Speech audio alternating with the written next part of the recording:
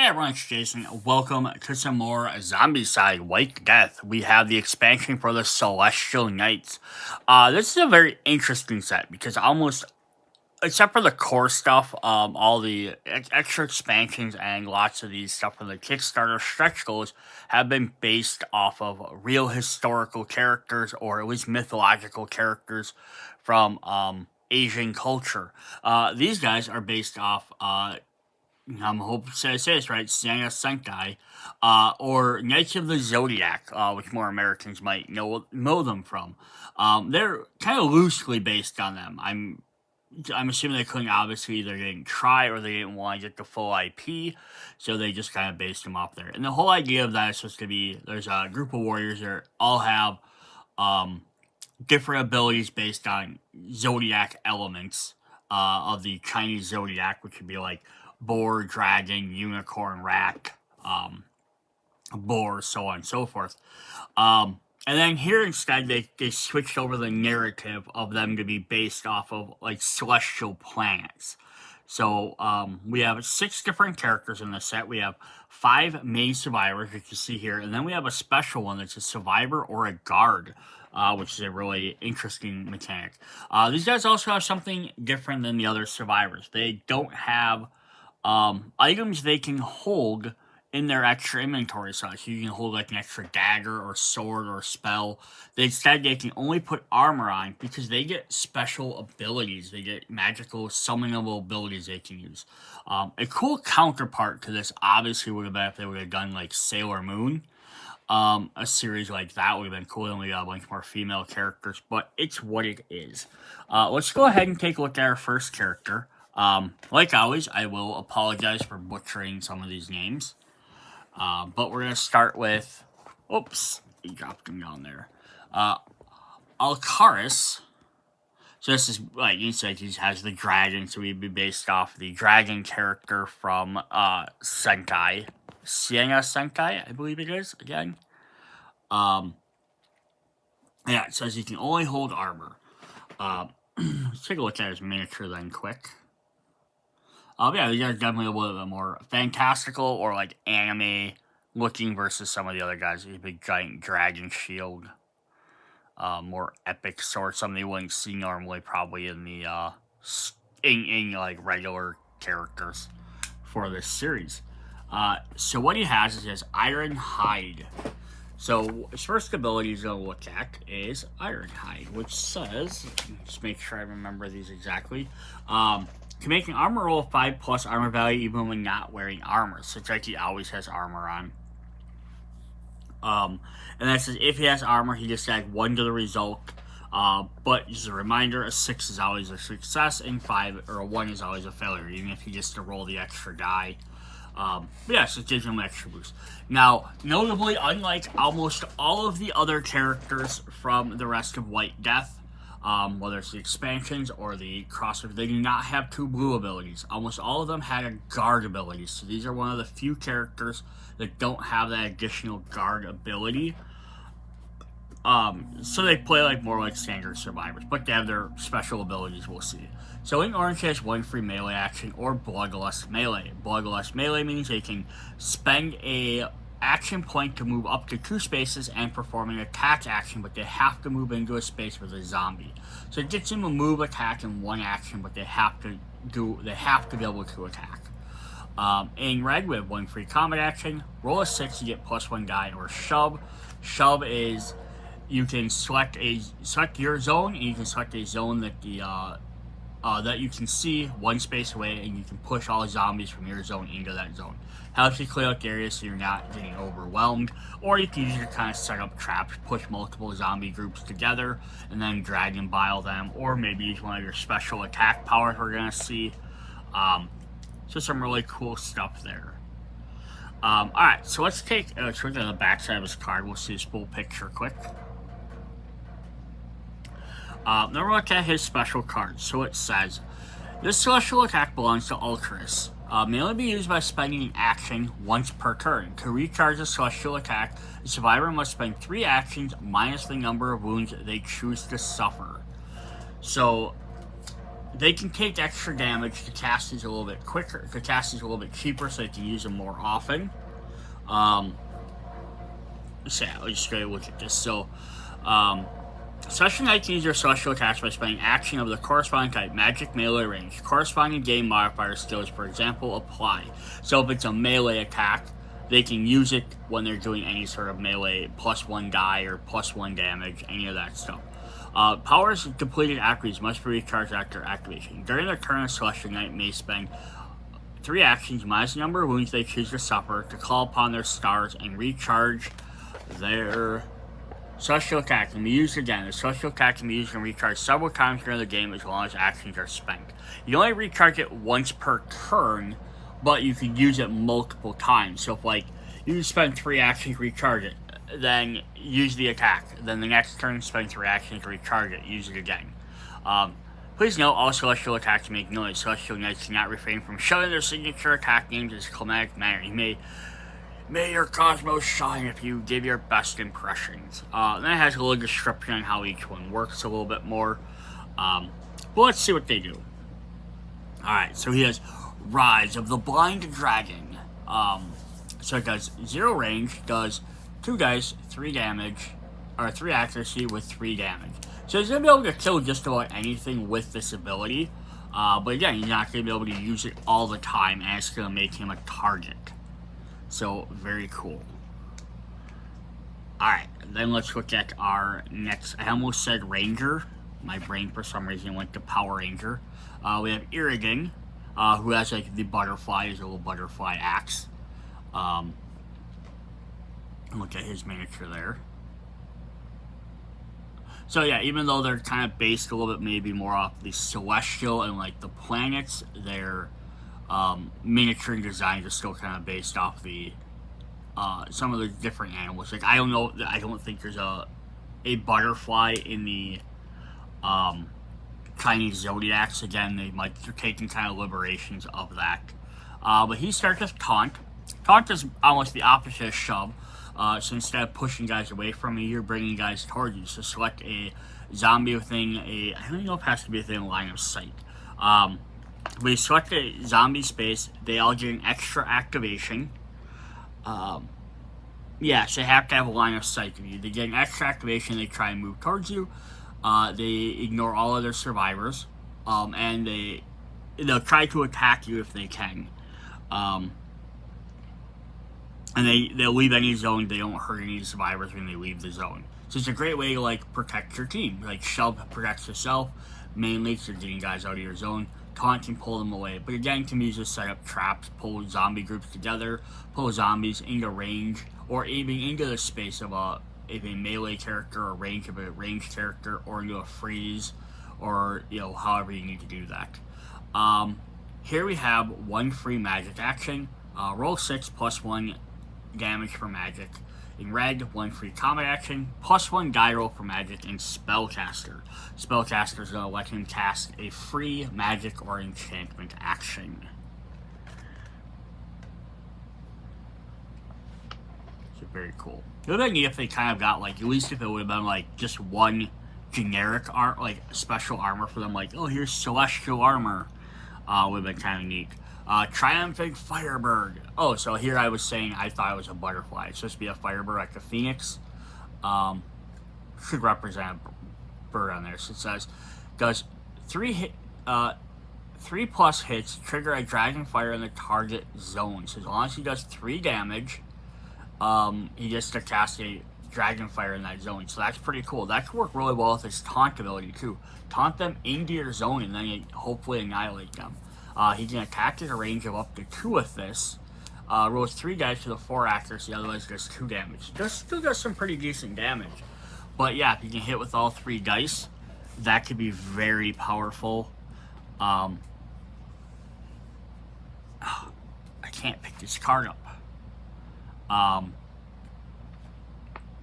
And then you can also have, he has plus 1 dice roll for magic, or if you roll a 6, you get plus 1 damage, but plus 1 dice roll for magic. Now, the thing is, it doesn't list this as being a magic attack, but I believe it is considered that. because it's a range of 0 to 2. So yeah, you should be able to get that extra buff from that. Awesome. Up next we have Myrick. I'm not sure what animal he's supposed to represent off the top of my head. He doesn't have like any direct outstanding symbols on him that I saw, at least. But he's got like a standard sword shield. I think he's supposed to be the leader. I'm not for sure, but he's like the first one listed on the campaign page. Alright, so then he has Lifesaver. So we have Taunt, which gets a guy from farther away. And then we have Move Zombies from farther. We have Push, which shoves a guy out of your zone. Lifesaver is kind of like a little bit mixed between the two of them. Because what Lifesaver does is it says, use for skill free once per turn, select a zone containing at least one zombie and at least one survivor at range 1. Both zones need a clear line of sight. Chosen survivor in the selected zone to be dragged to the survivor zone without penalty. So where Shove pushes got zombies out of your zone, this lets you pull a survivor from another zone to you, so you can rescue them, and get them away from the zombies. What's always interesting about this is it says the survivor may decline the rescue and stay in selected zone if their controller chooses.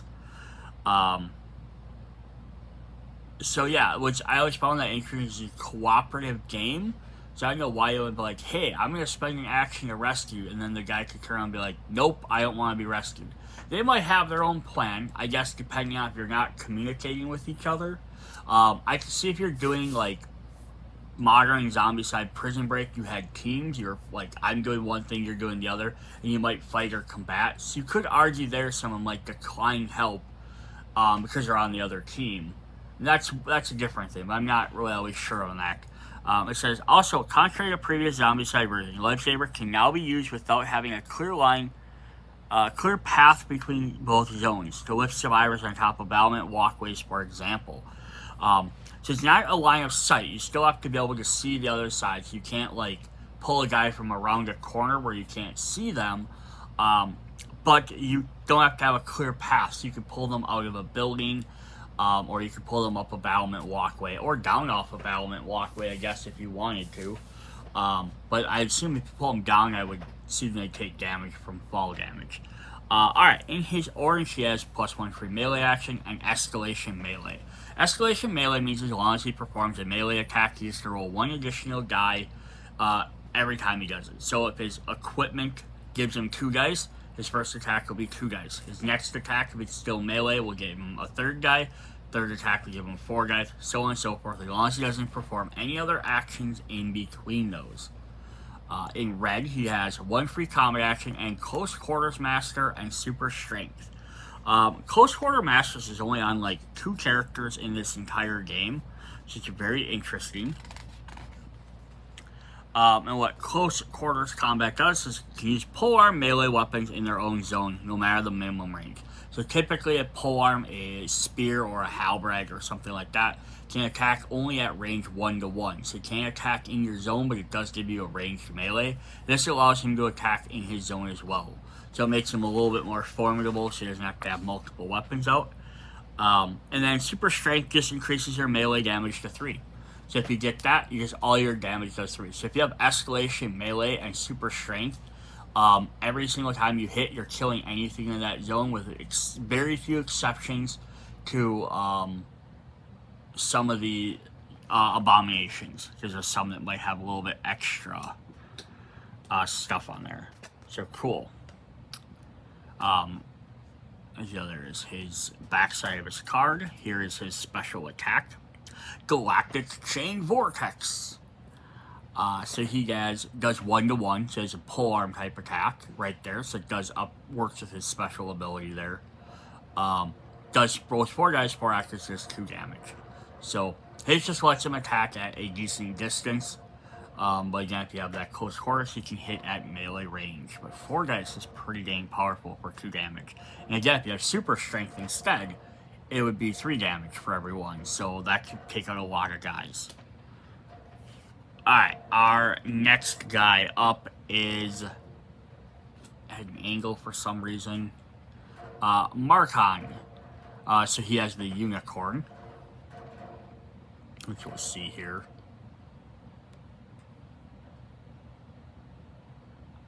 Little unicorn helmet. Big old shield. Supposed to be a unicorn on there.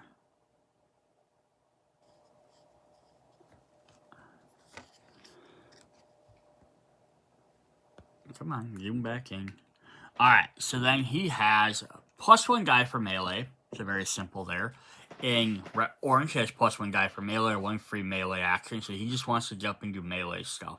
In red, he gets another +1 guy for melee, 1 free combat action, or Barbarian.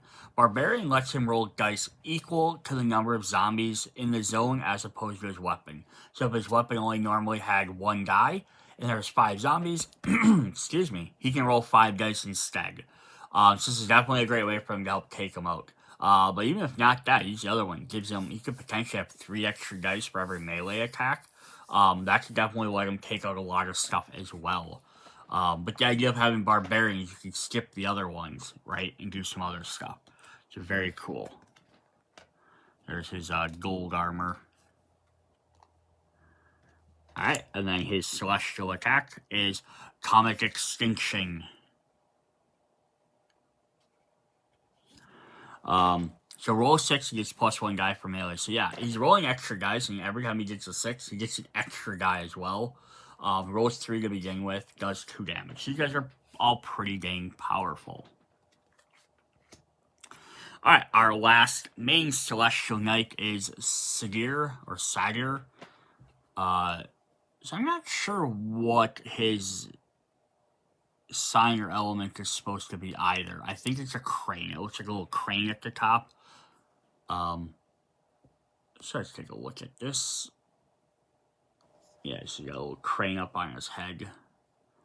He definitely looks like maybe he's like the older veteran warrior, and some of the other guys are like the newer rookies.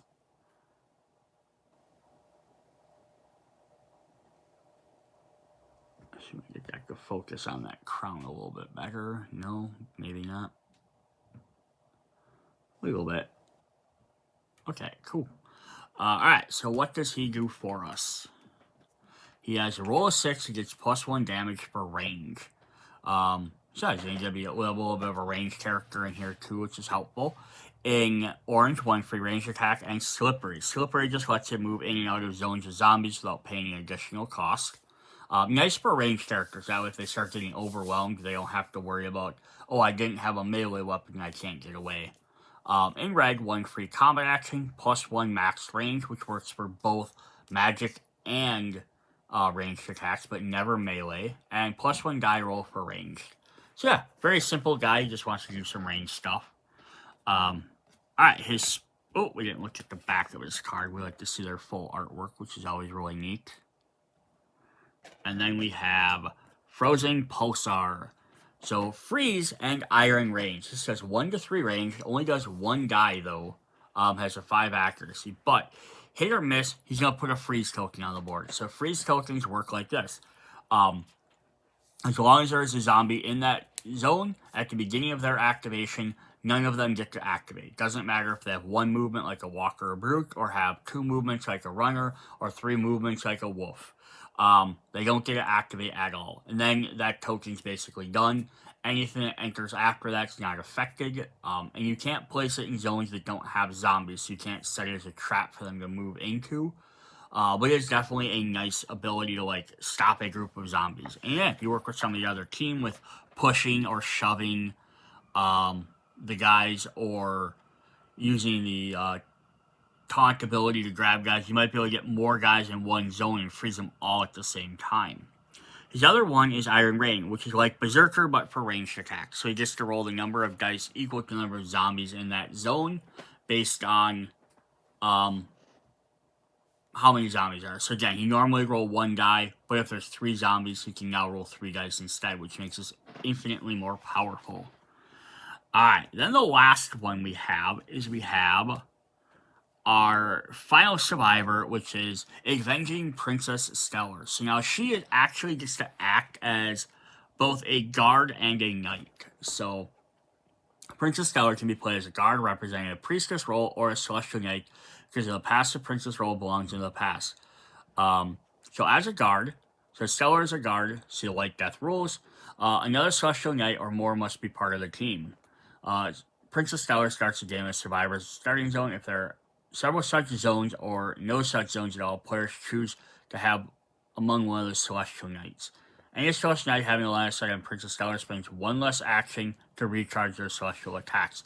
So having her as a guard and protecting her is going to let you play her abilities a lot quicker, but the game is lost if she's ever eliminated, even though she's a guard. As a Celestial Knight, she has her special attack, and she'll work just like any other survivor. So very cool. So let's take a look at her. So yeah, if you're not familiar with how guards then work, you haven't watched all the White Death stuff, it's basically guards. Every actor or every survivor has the ability once per turn to do a guard action, which is a move, attack, or melee. So it just gives them an extra little ability to do that. I don't know if she has stats for a guard. No, she doesn't have any extra stats. I do standard guard stats. Or you could always put her as one of the other guard types if you have like the Crossfire pack or something like that. But yeah, so she ends up becoming a guard, so you can use her to move actions and do stuff like that. And then, like I said, none of the characters in here have guard abilities, but if they do, they have additional abilities that affect them. But also with White Death, you can give out special guard cards that give extra abilities to them. So you can actually give each one of the Celestial Knights a guard skill card, so then that way they could use it to help manipulate her a little bit more. So she's going to start with Born Leader, which lets her spend one action to give any other character survivor on the board, regardless of line of sight, an additional action that they have to use immediately. This can be great for letting them maybe get to attack a zone. They didn't finish off the zombies, they get one final attack. Maybe they landed on a space with a objective, but they didn't have any more actions. They could activate it then. Use a taunt or a shove ability or something to help protect themselves or set the board up, manipulate stuff. So a lot of different things you can do with that to set up the board. In orange is BIA, one free combat action. This is Brothers in Arms. So Brother in Arms abilities work that every survivor in their zone gains this ability. So as long as she's hanging out with at least one other survivor, her and any other survivor gain one free combat action. But if she's ever by herself, she does not gain that action at all. So that's kind of the downside to that. Hit and run. I don't know if we actually went through that. Hit and run means as long as you take out one zombie, you get to get a free move action. So you can use it to take, if you didn't finish off all the zombies, as long as you defeated one, you get to escape quick. Or if you finished off the last one, you use it to move towards the next objective. In red, she just gets one extra free action. That rarely ever happens. Usually it's a free specific action, like magic, combat, melee, or at least just combat action. But we rarely ever just get one free action she can do anything with. So she can use a search action, she can use it as spending her celestial ability, doing whatever she wants. Also in red, she has +1 dice roll for combat, and Brothers in Arms Escalation Combat. So Escalation Combat works just like any other escalation ability. Every time you do the same thing over and over, it gets you an extra die. Now, as far as I can understand, because it doesn't specify a type, that means you can swap between any type of combat abilities. You can do a melee attack, then do a ranged attack, then do another melee attack. I don't even think you have to target the same zone. It just says you have to do the same attack over and over. As long as you don't do a non-combat action, like moving, searching. I'm not sure where their celestial attacks are considered attacks of whatever type they would be. So they would work to the same thing. So you could use a melee attack, then use your celestial melee if you wanted to, like in case, or if you didn't finish them off. So you could do something like that, like build up your dice. Like your fourth attack, use a celestial attack with even more dice. But yeah, it's a Brothers in Arms. It only works if she's with somebody else. So very cool. So there's that. Yeah, it doesn't talk about that on the back, so I can't really state that too much. Here is her card. So she has Heartbreaker and Ghost Sight. I had Ghost Sight before, but again, it is not in the books. I believe Ghost Sight just means she can target anywhere. She doesn't need to have a line of sight. She can target through like walls and buildings. But she has a range of 1 to 5. Only has one die, but she does 3 damage. If she does hit, it's going to be hit. She has really low accuracy, so she's probably going to hit with 3 every time. So she's most likely going to take guys out. So it says, social attack is 1 to 3, and associate ghost dice skill. While anybody are going to shoot and kill foes, boost enough to stand alone against her, including abominations. Yeah, so she's not going to take out many guys, but she's going to take out whatever target she needs to without pretty much any issue. So yeah, that is what we have for, and then on the back side, it's just going to, talk about her celestial ability. Cool. Alright, so that's what we have for this Celestial Knights. So yeah, really fun little extra expansion. Gets kind of away from the Warlord expansion. So this might be something, again, you might pick up that with some of the more fantastical Zombicide stuff as well. The special abilities are kind of cool. So there we go. I hope you guys enjoyed the video. See you guys later. Bye.